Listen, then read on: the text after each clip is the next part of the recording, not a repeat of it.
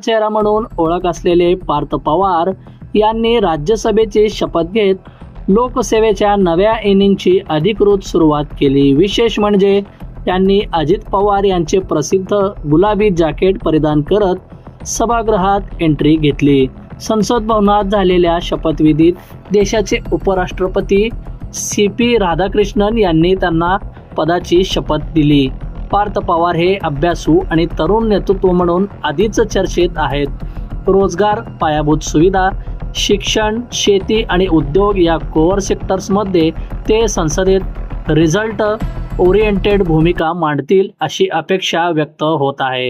एकूणात गुलाबी जॅकेट ही फक्त style statement नव्हे तर पवार कुटुंबातील राजकीय वारसा आणि नव्या पिढीचा ट्रान्झिशन याचा सिम्बॉलिक सिग्नल म्हणून पाहिलं जात आहे।